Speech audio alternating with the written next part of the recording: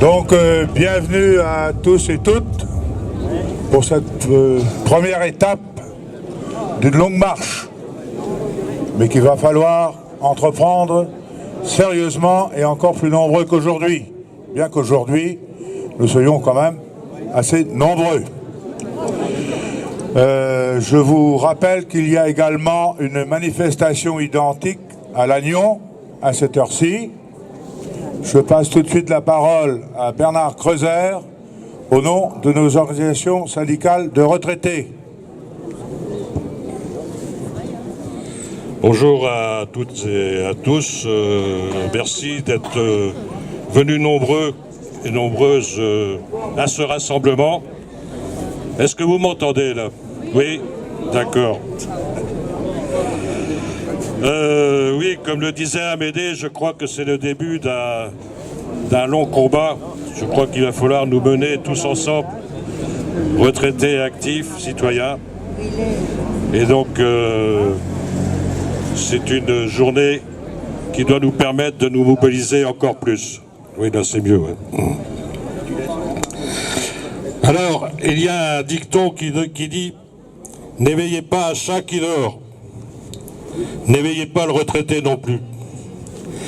Par nature, le retraité est, paraît-il, grognon et mal luné. Mais si on le réveille, il griffe. Macron, président des feignants, n'est plus le président de la République, c'est celui du MEDEF, des banques et du CAC 40.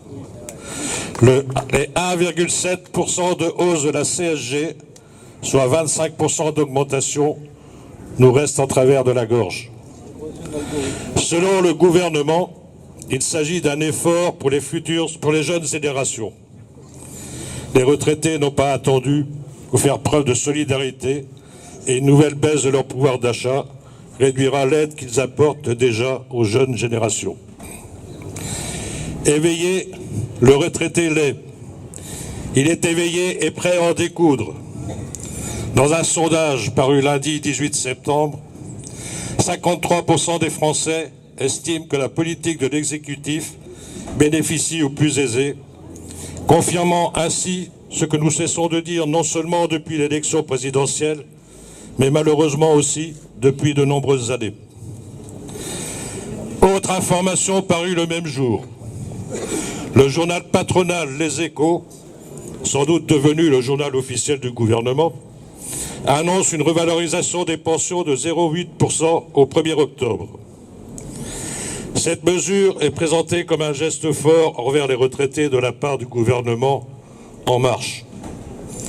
Mais nul besoin d'être un prix Nobel de mathématiques pour constater que plus 0,8%, moins 1,7%, ça fera toujours moins 0,9%. Et cet enfumage des Échos oublie de rappeler que les pensions de retraite n'ont pas été augmentées depuis 2013, à part l'aumône de 0,1% généreusement accordée le 1er octobre 2015. Et il oublie aussi de préciser que les retraites complémentaires ne seront pas concernées par cette hausse, pas plus que les pensions de fonctionnaires. Si le gouvernement pense calmer le jeu avec cette annonce, les retraités vont lui rappeler que c'est près de 20% de pouvoir d'achat qu'ils ont perdu en moins de 20 ans. Ils vont lui rappeler que l'imposition de la majoration pour enfants et la suppression de la demi-part impactent largement les revenus des retraités. Ils vont lui rappeler que depuis 2013, ce n'est pas une augmentation de leur pension dont ils ont bénéficié, mais un hold-up sur leurs revenus avec les prélèvements de la CSG et de la CASA. Et que dans ces conditions, la hausse de 1,7% de la CSG, pardon, oh là là. Les chiffres sont faux. Lapsus révélateur. La hausse donc qui est prévue est totalement inadmissible et scandaleuse. Le gouvernement prévoit de prendre beaucoup dans la poche des personnes retraitées et un peu dans tous les autres, ou presque. L'APL pour les locataires, la suppression des services publics en privant les collectivités locales des recettes de la taxe d'habitation et en supprimant 120 000 emplois de fonctionnaires. Et il donne beaucoup aux plus riches. Baisse de l'ISF, l'impôt sur la fortune, en ne prenant plus en compte que les actions et obligations qui représentent 90% du patrimoine des plus riches. Baisse de l'impôt sur les sociétés à 28%, cadeau aux rentiers en plafonnant l'imposition des revenus du capital à 30%. Les personnes retraitées n'ont pas besoin d'explications ou de pédagogie, elles ont besoin de justice sociale.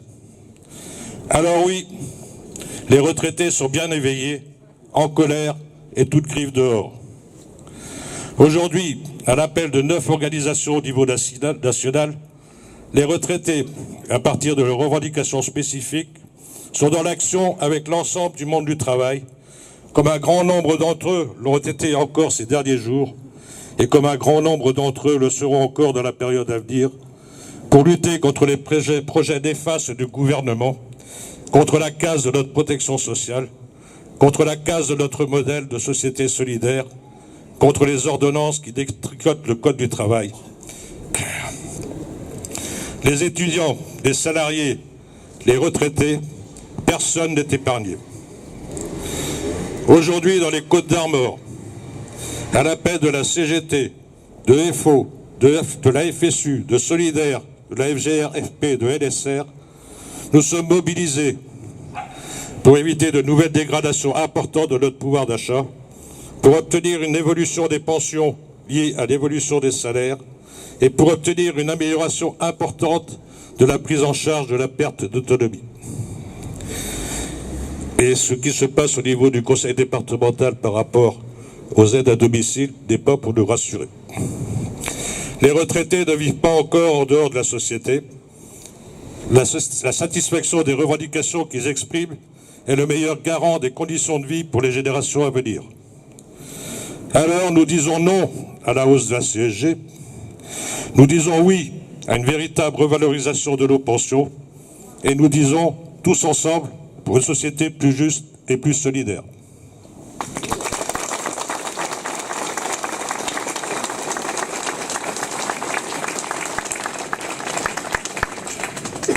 Alors, à l'issue de ce rassemblement, nous avions prévu donc d'aller voir notre nouveau député, M. Joncourt.